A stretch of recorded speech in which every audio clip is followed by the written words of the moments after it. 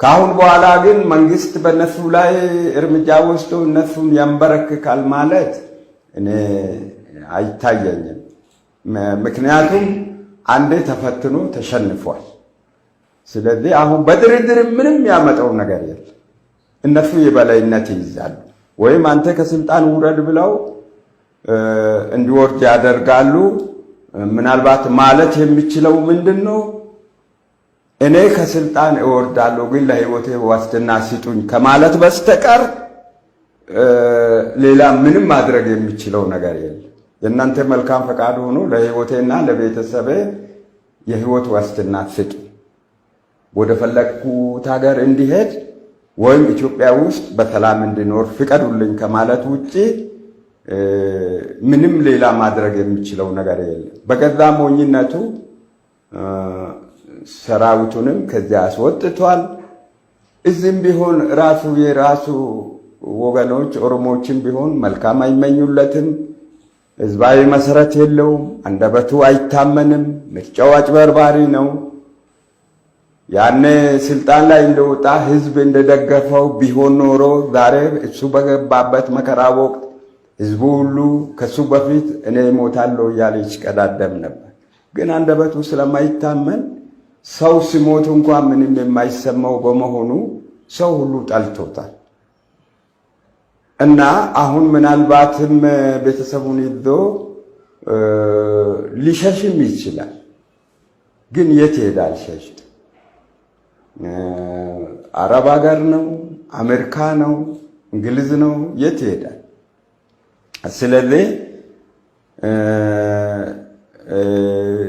ህወሓት አሁን በበላይነት ድርድሩን ይመራል። ድርድር ከተካሄደ ድርድር እኮ አይደለም። ትግራይ ከተለቀቀ በኋላ እኮ ድርድር የለም። ትግራይ ከተለቀቀ በኋላ ህወሓት የሚያቀርበውን ጥያቄ እየፈረሙ ማጽደቅ ነው። አሁን ድርድሩን ያለምንም ቅድመ ሁኔታ ተቀብያለሁ ሊል ይችላል መንግስት ወይም ጠቅላይ ሚኒስትር። ትግራይ ከተለቀቀ በኋላ ምን ድርድር ያስፈልጋል? እስቲ አንተ ራስህ አስብ። አንተ የፌደራል መንግስት ነህ፣ ከክልል ውጣ፣ አይመለከትህም። እዚሁ ይመርጣሉ፣ እዚሁ ይሾማሉ፣ እዚሁ ይሽራሉ ነው በፊትም ያለው። የፈለኩትን እገላለሁ፣ የፈለኩትን ይሾማለሁ ነው ህወሓት ይል የነበረው። አሁን ተለቀቀለት። ያንን መፈጸም ነው። ከአሁን በኋላ ምን ድርድር አለ? ድርድር የሚባል ነገር የለም። ቃሉ ነው እንጂ ተግባሩ የለም ከህወሓት ጋር። በቃ አበቃ፣ አለቀ፣ ደቀቀ። ስለዚህ መንግስት ህዝቡን ሊያታልል አይችልም። ባይሆን እንደ ልማዱ ራሱ በሞኝነቱ እየታለለ መቃብሩን ይጠብቅ እንጂ ማናችንንም ሊያታልለን አይችልም። እና አንተ እሱም ማናችንም ስናስበው አንተ የፈለከው ጥያቄ ከተሟላ በኋላ ድርድር ይኖራል አይኖርም? መቀሌን ያሉ መላውን የትግራይ መሬት ያሉ ምናልባት የበለጠ ደም አይፍሰስ ወልቃይት ጠገዴና ራያን ሳንዋጋ ልቀቁልን፣ የአማራ ህዝብ እንዲለቅልን አርግልን ብለው ይሉት ይሆናል። ካላደረክ እኛ ኃይላችንን እናሳየን ይሉ ይሆናል። እሱ ደግሞ በወልቃይትና በራያ መሬት ላይ ለማዘዝ ስልጣን የለውም፣ የአማራ መሬት እና ይሄን ይመስላል ባጭሩ። እስቲ ጋሽ ታዲዮስ ለዛሬ የመጨረሻ ጥያቄ ላንሳሉትና ቀጣይ የሀገራችን የኢትዮጵያ ዕጣ ፈንታ ምን ይሆናል? ምን ይሆናል? ምንም መተንበይ አይቻልም። ኢትዮጵያ በዚህ አካሄድ እየተበጣጠሰች ታልቃለች። እያንዳንዳችን ለጊዜው ጉልበት በተሰማው እንጨፈጨፋለን። ለኔ የሚታየኝ ይሄ ነው። አዲስ አበባ ውስጥ ነን እኛ ከቤተሰቦቻችን ጋር ውልን ለማደር እንኳን ዋስትና የለንም። እንጨፈጨፋለን፣ እንገደላለን። የውጭ ዲፕሎማቶች ሁኔታው ካላማራቸው ትተው ይወጣሉ። በዳር ሀገር ያሉት ህዳጣን ብሔረሰቦች በትልልቅ ብሔረሰቦች ይጨፈጨፋሉ፣ ይደመሰሳሉ። ትልልቅ ብሔረሰቦች ያንን አካባቢ ወራው ይይዛሉ። ሲይዙ እሺ ያለ ቋንቋቸውን፣ ባህላቸውን፣ አምልኳቸውን ሁሉ ተንበርክኮ የተቀበለ ማንነቱን ክዶ ይኖራል። እኔ ማንነትን አልክድም ባንተ አልገዛም ያለ ይመነጠራል። በዚህ ሁኔታ ነው የሚቀጥለው። በፍጹም ኢትዮጵያ ለመቀጠሏ አንዳችም ምልክት አላይ። እኔ ጨለምተኛ ሆኜ አይደለም፣ ሂደቱ ራሱ ያሳያል። የአዲስ አበባ ጉዳይም ያው እየተበላሸ ይሄዳል። ለምሳሌ በወያኔ ጊዜ የኦሮሞ መንግስት ተብዬው የኦሮሚያ ዋና ከተማ አዳማ ነው ብሎ በሕገ መንግስቱ ጽፎ ነበር። አሁን ያንን ቀይሮ የኦሮሚያ ዋና ከተማ ፍንፍኔ ናት አለ። ከከተማችን ውጡልን ሊል ይችላል። ነገ ጠዋት እንፈቅድላችኋለን አሉ እኮ አንድ ወቅት 5-6 ፓርቲዎች ተሰብስበው ከተማው የኛ ነው፣ ግን ሌሎች ዘሮችን እንዲኖሩ እንፈቅድላችኋለን ስል መግለጫውን ሰምቻለሁ። ሊኖሩ ይችላሉ ነው። ይሄ ማለት እንግዲህ በእኛ መልካም ፈቃድ ትኖራላችሁ ማለት ነው። ስለዚህ እኛ ሀገር የለንም። እውነተኛ ኢትዮጵያውያን ሀገር የላቸው። ሀገር ያሳጣን ከመነሻው ወያኔ ቢሆንም ይበልጥ ተፈጻሚ በማድረጉ በኩል አሁን የአብይ መንግስት ትልቅ ሚና እየተጫወተ ነው እና የኢትዮጵያ ዕጣ ፋንታ ቀጥሎ ምን ይሆናል ላልከው ኢትዮጵያ እየተቆረሰች እየተበታተነች ታልቃለች። በዚህ ሁኔታ ከቀጠለ ትውልዱ ዝም ካለ አሁን በትግራይ ሁኔታ አንድም ድምጽ ያሰማ የለም።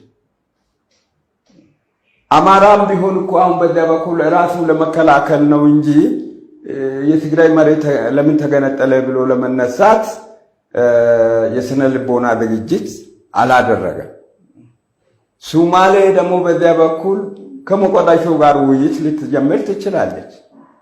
እንዴት? በፌዴሬሽን ወይ በአንድ ሁኔታ ከሞቃዲሾ ጋር። ሞቃዲሾ የተረጋጋች ሀገር አይደለችም እንጂ አሁን ያለው ሁኔታ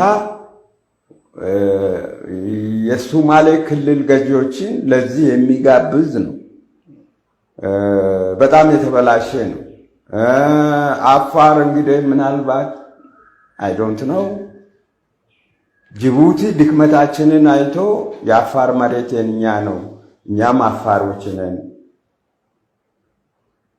አፋርን እንዋጠው ብሎ ጥያቄ ሊያነሳ ይችላል። እነሱም አቅም ሲያጡ ሊስማሙ ይችላሉ ሳይወዱ። ስለዚህ ኢትዮጵያ የምትባል ሀገር ልትጠፋ ነው። እንግዲህ የ4500 ዓመታት ታሪክ ያላት ሀገር እኛ በህይወት እያለን ለዚህ ውድቀት መዳረጓ በጣም አሳፋሪ ነው። ለአፍሪካ ሀገራትም መተረቻ ትሆናለች። የዓለም ሀገራትም ይስቁብናል። ግብጽ መታ የአባይን ምንጭ ልቆጣጠር ልትል ትችላለች።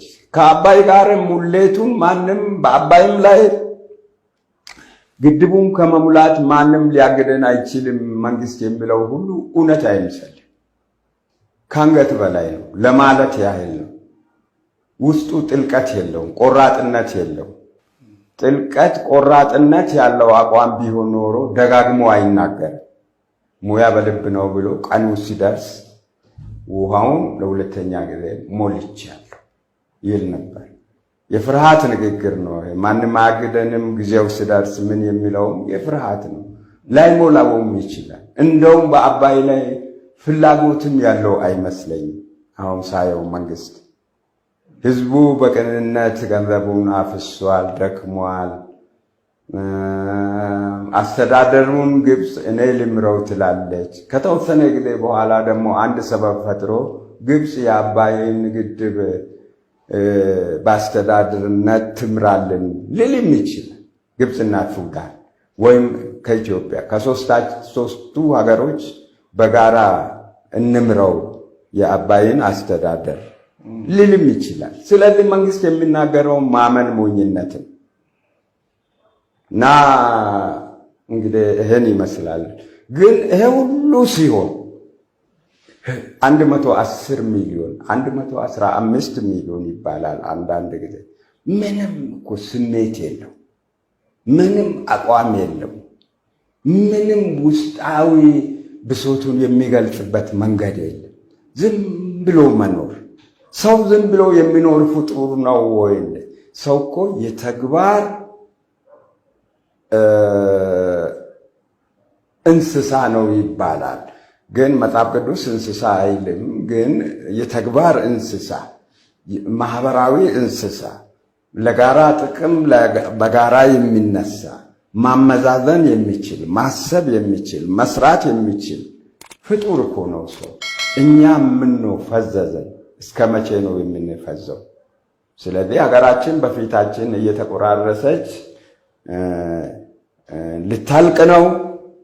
ካለቀች ደግሞ እኛም አብረን እናልቃለን። ይህ ደግሞ አይቀርም። ጉልበተኛ ተነስቶ ይጨፈጭፈናል። ይችን ያህል እንኳን መብት አይኖረንም። እንደዚህ በአማርኛ በቀላሉ የመናገር መብት እንኳን አይኖረንም። የምንፈልገውን የመልበስ፣ የምንፈልገውን የምንበላበት፣ በምንፈልገው ትምህርት ቤት ልጆቻችን በመረጡት ቋንቋ ትምህርት የምናስተምርበት፣ ንብረታችን ለልጆቻችን ለልጅ ልጆቻችን የምናወርስበት ሁኔታ ላይኖር ይችላል። ንብረት ለመያዝ አትችልም በጊዜያዊነት እንጂ በቋምነት ማንም ሰው አዲስ አበባ ውስጥ ከሀገር ተወላጆች በገዢዎቻችን አንደበት ወይ በጊዜው ኃይል በተሰማቸው ወገኖች ማንም ሰው ማንም መጤ በአዲስ አበባ ውስጥ ንብረት በቋምነት ሊይዝ አይችልም የሚል አዋጅ ሊያወጡ ይችላል። በጊዜያዊነት ግን ቤት ተከራይቶ መኖር ይችላል። በጊዜያዊነት መኖር ይችላል።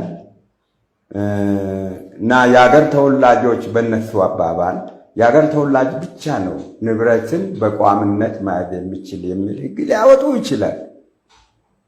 ከተበላሸ በኋላ ምንም ማድረግ አይቻልም። እሺ ነው በቃ። ስለዚህ ሀገራችን አይናችን እያየች እየሞተች ነው።